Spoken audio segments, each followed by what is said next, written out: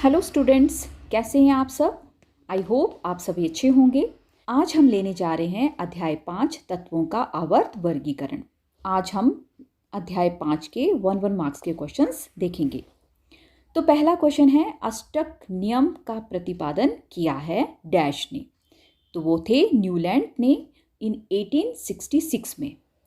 प्रश्न नंबर 2 है, आवर्त नियम के जनक डैश थे। तो इसका आंसर है दिमित्री मेंडलीव। प्रश्न 3 है, एक तत्व का इलेक्ट्रॉनिक विन्यास 2, 8 है, तत्व डैश में उपस्थित है। कोई ऐसा तत्व जिसके दोनों शेल जो हैं वो भरे हुए हैं, के और एल शेल जो है वो कंप्लीट हैं। तो ऐसा तत्व किस समूह में आएगा? तो वो आएगा आपका 18वें समूह में या 18th समूह में, जिसे हम उत्कृष्ट गैस से भी कहते हैं। प्रश्न नंबर 4 है, समूह में ऊपर से नीचे जाने पर परमाणु का साइज कैसे प्रभावित होता है? जब हम समूह में ऊपर से नीचे की तरफ जाते हैं तो परमाणु का साइज जो है बढ़ता है, क्योंकि हर बार एक नया शेल जो है उसमें ऐड होना शुरू हो जाता है। प्रश्न नंबर 5 है, उत्कृष्ट गैसों नोबल गैसेस को आधुनिक आवर्त सारणी में कौन से समूह में रखा गया है? तो नोबल गैसेस को 18वें या 18th समूह में रखा गया है। प्रश्न नंबर 6 है, fluorine, chlorine, bromine, iodine and astatine कौन से समूह के तत्व हैं? तो यह 17वें या 17 समूह के तत्व हैं। प्रश्न नंबर 7 है, परमाणु संख्या 12 वाले तत्व मैग्नीशियम की संयोजकता क्या होगी? तो आप यहाँ पे इनकी इलेक्ट्रॉनिक विन्यास लिख सकते हैं। अगर हम इलेक्ट्रॉनिक विन्यास लिखते हैं तो KLM आएगा, जिसमें K में 2, L में 8 और M शेल में 2 इलेक्ट्रॉन होंगे। तो इसके बेस पर इसकी जो वैलेंसी है, संयोजकता है, वो 2 है। प्रश्न नंबर 8, आधुनिक आवर्त सारणी में कितने वर्ग एवं आवर्त होते हैं? अब आधुनिक आवर्त सारणी में वर्ग समूह या फिर जिन्हें हम ग्रुप कहते हैं वो कितने होते हैं? वो होते हैं 18 और आवर्त या पीरियड होते हैं 7। प्रश्न नंबर 9 हमारे पास है, फॉस्फोरस को अष्टक पूरा करने के लिए कितने इलेक्ट्रॉनों की आवश्यकता होती है? फॉस्फोरस का इलेक्ट्रॉनिक कॉन्फ़िगरेशन होती है 2, 8, 5, क्योंकि इसका एटॉमिक नंबर 15 है। तो इसको 3 इलेक्ट्रॉन्स की जरूरत होती है ताकि वो अपने अष्टक को पूरा कर सके। प्रश्न नंबर 10 है, आधुनिक आवर्त सारणी किसने बनाई थी? तो आधुनिक आवर्त सारणी को हेनरी मोसेली ने बनाया था। प्रश्न नंबर 11 है, किन्हीं 3 उपधातुओं के उदाहरण दे। यहाँ पे मैंने आपके सामने बहुत सारे उदाहरण लिखे हैं, जैसे कि बोरोन है, सिलिकॉन है, जर्मेनियम है, आर्सेनिक है, एंटीमनी है, टेलुरिनियम है, पोलोनियम है। तो आप इनमें से किन्हीं भी 3 का नाम लिख सकते हैं या फिर आप इन सबको भी लर्न कर सकते हैं। प्रश्न नंबर 12 है, A, B और C डोवेनायर के त्रिरक के तत्व हैं। यदि A का परमाणु द्रव्यमान 7 और C का 39 है तो B का परमाणु द्रव्यमान क्या होगा? क्या है, तो हमने यहाँ पे क्या करना है, हमारे पास सिर्फ A और C का द्रव्यमान दिया गया है 7 और 39, ठीक है। तो अब हम क्या करेंगे, अब हम अगर चाहते हैं कि हमारे पास B का परमाणु द्रव्यमान मिले तो हम इन दोनों का पहले औसत निकालेंगे।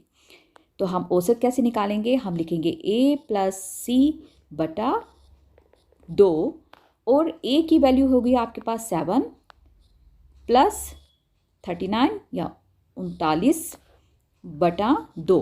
तो इसका आंसर आता है 46 बटा 2। तो इससे जब हम डिवाइड करेंगे तो आंसर आएगा 23। तो हमारे पास जो आंसर है वो है 23। प्रश्न नंबर 13 है, दूसरे आवर्त में सबसे छोटा परमाणु कौन है? तो दूसरे आवर्त में सबसे छोटा परमाणु फ्लोरीन होता है।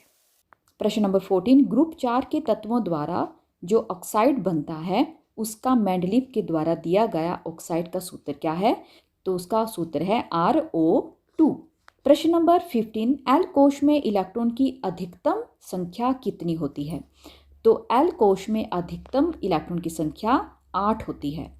प्रश्न नंबर 16 है, एम कोश में इलेक्ट्रॉन की अधिकतम संख्या कितनी होती है? तो एम कोश में अधिकतम 18 इलेक्ट्रॉन जो हैं वो आते हैं। प्रश्न नंबर 17 है, तत्व एक्स HCl2 सूत्र वाला क्लोराइड बनाता है, वह तत्व संभवतः किस समूह के अंतर्गत होगा? तो यहाँ पे आप देख सकते हैं कि Cl2 हो रहा है। इसका मतलब जो भी तत्व X होगा उसकी जो संयोजकता है वो 2 होगी। तो ये हमारा समूह होगा दूसरा, जिसका आंसर है मैग्नीशियम। प्रश्न नंबर 18 आपके सामने है। किस तत्व तक अष्टक सिद्धांत उपयोजक पाया गया था? अष्टक सिद्धांत कहाँ तक बनाया गया था या कहाँ तक हम इसको यूज़ कर रहे थे? तो वो था कैल्शियम। प्रश्न नंबर 19, मेंडलीव की आवर्त सारणी में भविष्य में खोजे जाने वाले तत्वों के लिए स्थान खाली छोड़े गए थे। बाद में जर्मेनियम, क्लोरीन, ऑक्सीजन, सिलिकॉन में से किस तत्व ने इस आवर्त सारणी में स्थान प्राप्त किया था? तो वो है जर्मेनियम, और गैलियम भी इसमें इंक्लूडेड है। प्रश्न नंबर 20 है, तत्वों के वर्गीकरण का मुख्य श्रेय किस रसायनज्ञ को दिया जाता है? तत्वों के वर्गीकरण का मुख्य श्रेय जो है दमित्री इवानोविच मेंडलीव को दिया जाता है। प्रश्न नंबर 21 है, सल्फर, पोटाशियम, क्लोरीन एवं नियोन में से किस तत्व की इलेक्ट्रॉन त्यागने एवं ग्रहण करने की प्रवृत्ति सबसे अधिक होती है? तो वो है पोटाशियम।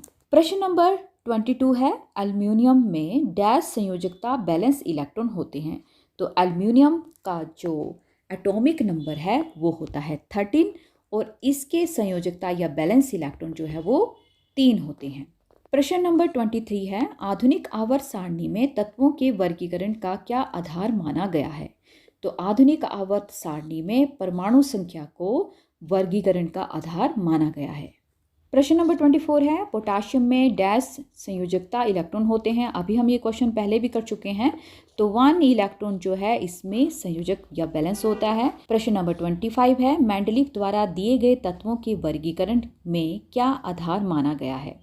तो मेंडलीव के द्वारा जो वर्गीकरण दिया गया था तत्वों का, उसमें परमाणु द्रव्यमान को आधार माना गया है। नंबर 26 है, क्लोरीन, आर्गन, ब्रोमीन, आयोडीन में से कौन सा हैलोजन नहीं है?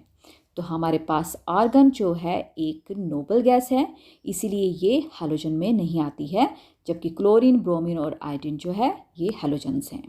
प्रश्न नंबर 27 है, हीलियम, नियोन, कैल्शियम, ब्रोमीन में से किस तत्व के 2 कोश होते हैं तथा दोनों कोश पूरे भरे होते हैं? तो आंसर है नियोन, क्योंकि नियोन जो है एक नोबल गैस है और इसके पास 2 कक्ष होते हैं, तो दोनों कक्ष जो हैं पूरी तरह से भरे होते हैं इलेक्ट्रॉन्स के साथ। प्रश्न नंबर 28 है, हाइड्रोजन परमाणु की परमाणु त्रिज्या कितनी होती है? अब हमारे पास हाइड्रोजन दिया हुआ है, उसकी परमाणु त्रिज्या कितनी होगी? तो वो होती है 37 pm। प्रश्न नंबर 29 है कि डैश तत्व का इलेक्ट्रॉनिक विन्यास 2,6 है, तो बताइए तत्व कौन सा है? तो यहाँ पे एटॉमिक नंबर आपका 8 आ रहा है, तो एटॉमिक नंबर 8 ऑक्सीजन का होता है। प्रश्न नंबर 30 है, सोडियम, एल्युमिनियम, सिलिकॉन एवं फॉस्फोरस में से कौन सा तत्व अधिकतम संख्या में संयोजकता इलेक्ट्रॉन को प्रदर्शित करता है? तो इसका आंसर है फॉस्फोरस।